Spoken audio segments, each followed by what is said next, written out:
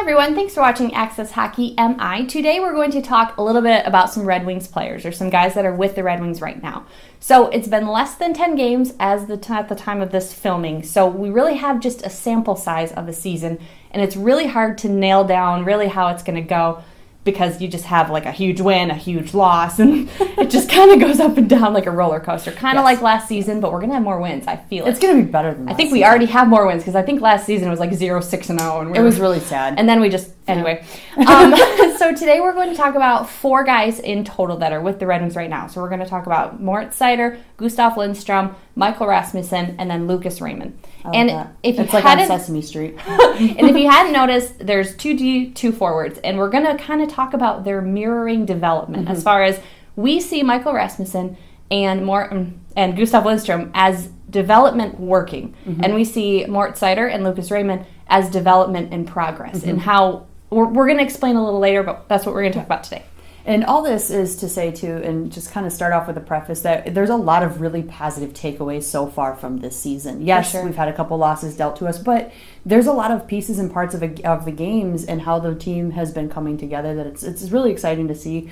And with these guys, so we're going to start off with Michael Rasmussen. And like Janae said, we're mirroring development here. Rasmussen has been in the system since 2017 as a drafted pick, and working through his development, getting switched from a winger to a center, kind of working that out, getting through injury. And we've seen through development his consistency and growth mentally and on the ice. He's done a fantastic job of really embracing his role and what he needs to do. His production at both levels in Grand Rapids and in Detroit, he has been able to kind of copy-paste what he's been asked to do to both levels of play. He's shown the ability to do what is asked of him by the Red Wings organization, and he's been able to take that to use it in development to evolve in this way. We've seen him in almost every scenario. We've seen him before injury, after injury, when he was with the Red Wings, when he got sent down to Grand Rapids. He's dealt with a lot, with basically what it is to be in development since he was drafted. And so to us, we see that as a very positive. And right now, he's got a couple points on the season. He's making a lot of splash as far as like shots on goal. Very consistent time on ice. Very consistent time on ice. He's trusted in a lot of circumstances. And net front presence is very important, especially to him. And he's not easily thrown off the puck. He doesn't shy away from physicality. He will be physical if he needs to be. And those are all very positive things that come from development. And kind of framing that with the context of what we're talking about with mirroring, he's kind of, like Janae had said too, the development working. This is something that the team has been very intentional about the last few seasons, being a lot more direct with the players. And I think the communication has been a lot more open over these last few seasons, so they know exactly what's expected of them and what they need to do when they get sent back. Between clubs, Exactly. So this is kind of like, this is what we're hoping to see. And to counteract that, you have Lucas Raymond, who was just drafted and immediately started in the NHL, which congratulations to him. We did not expect that. Yeah, clearly. If you watch other videos, we didn't see it coming.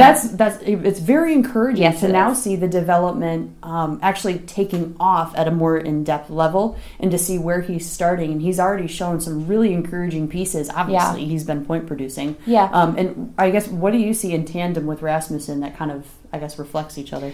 Well, I mean, them being both forwards, it's the same position. We usually try to look at same position because it takes different things for them to develop, clearly, which you guys probably already can guess.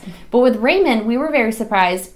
He's being given a chance to show what he was drafted for, the point production, I always say being trusted on the ice in all situations, because you want your coach to be like, put Raymond out there. You want to be that guy. And he, right now, I think is. He's been playing on a top line with Zadina and Larkin. And I think that and Bertuzzi when he's in. And I think that's been only helpful for Raymond, because he's being put on a line that already produces, that's already getting deep in the zone and getting him chances, passing to him.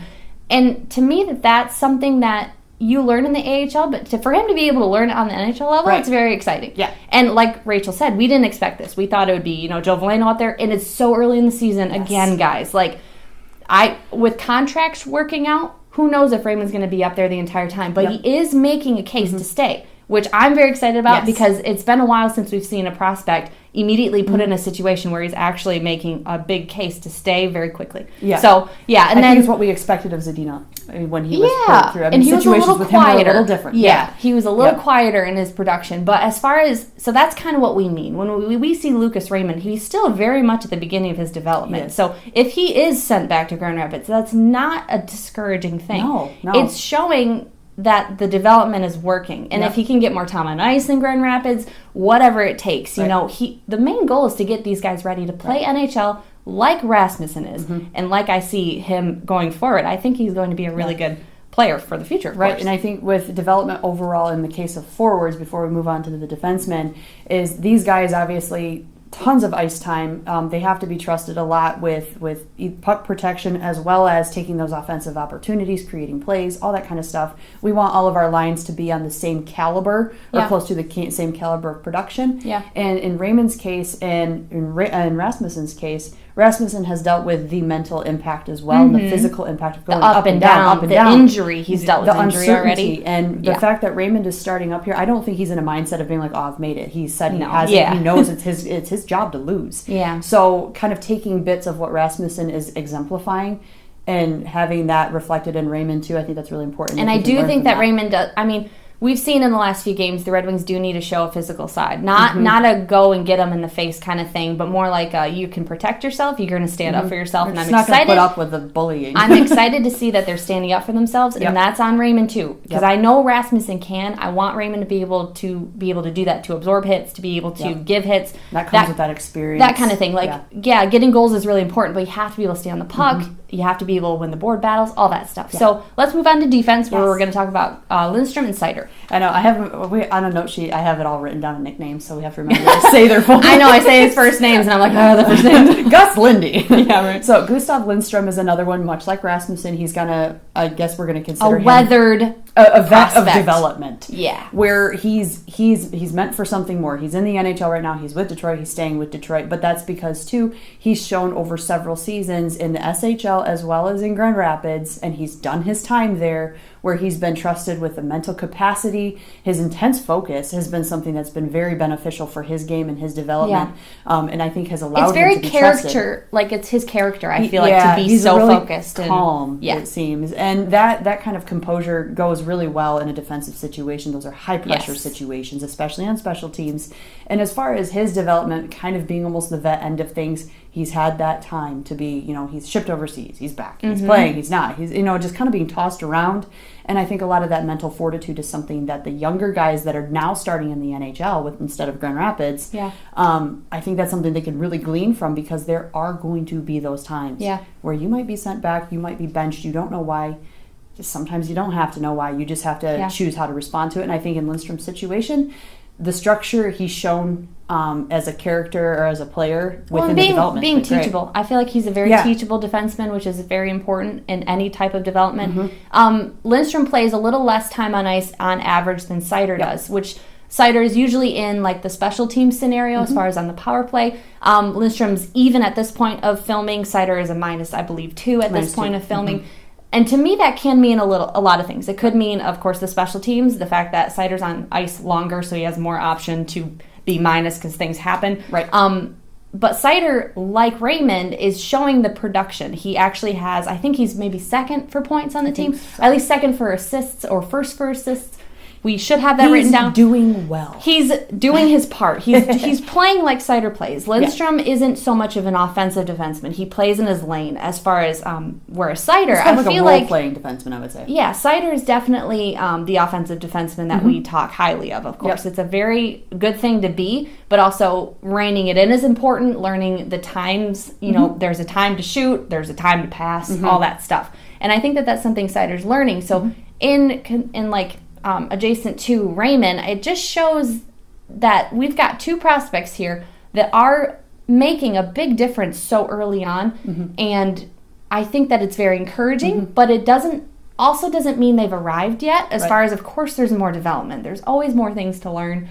But these 2 guys, Gus and Seider, I feel like they're different play styles. So different. Yeah, they're very different play styles.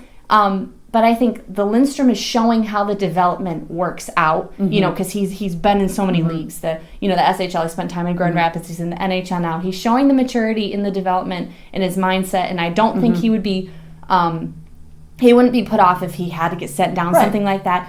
Seider and Raymond, in conjunction with each other, I believe it's not like they would be offended if they got sent down. I think it would be more disappointing for them. I think they'd take it a little harder. Yeah, and you know what? Yeah. That might never happen. Yeah. Who even knows? That's the kind of thing with development. Seider did spend a full season in Grand Rapids, too, before the shutdown. He got sent back overseas. And he did fantastic. He did a wonderful job, and this is not to discredit either of them. I'm very excited about all of these guys. And on the flip side, I really think we're saying that it's very impressive that we're seeing two amateurs, basically, playing in the NHL level with Raymond and Seider. But what I like to see, though, too, is that the organization as a whole now is taking more chances.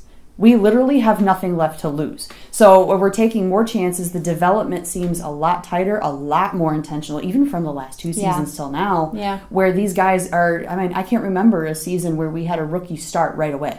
Yeah, I cannot remember. And the thing is, they're both making their case to stay, and that's the thing. It's on them, and they're doing their part. And I do think that they're doing it well.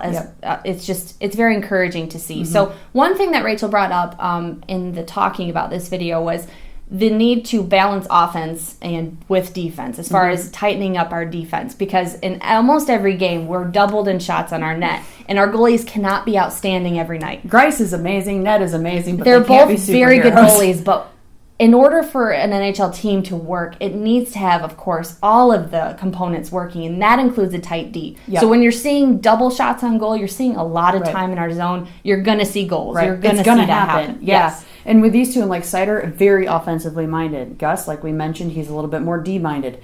So finding that fine balance. And some guys, they are just role players. That is what they're intended to do. That is what they're encouraged to be. And there's nothing wrong with that. No, but when you do see 41 shots against, that should never 41 happen. shots against and then like 23-4. It's you see something's broken there. Something needs to be tuned up there. And that's just something, it's just a development thing, of course, too. And we have young guys. These are fun pieces to see how that's going to balance out over the next seasons. Again, it's very, very small sample size we're looking at. But it's exciting stuff.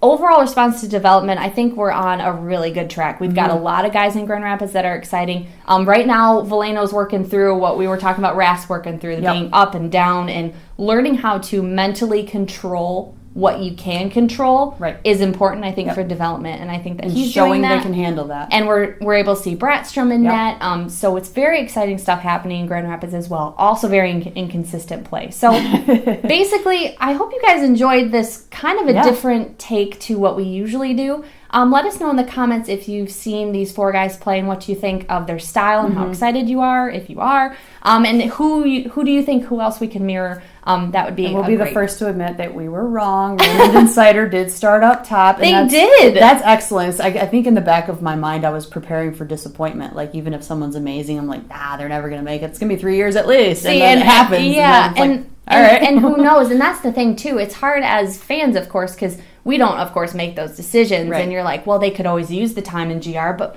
I always want to throw them out there because I want to see what they can do. So it's exciting that we've got two guys that we're seeing what they can do in a small sample size. I think there's a lot for the fans to be excited about. It's great to see. The guys need to see that. The fans need to feel that. And you know what? Red Wings can keep defending themselves because the fans have their back. And we'll go keep it up. I think they're going to start mobs if anyone keeps going after them. But let us know in the comments what you think. And of course, keep asking questions, putting them in the description or in the comments, rather. We might do a Q&A video. Yes. Might be fun. So, let us know what you guys think, and we will see you next time.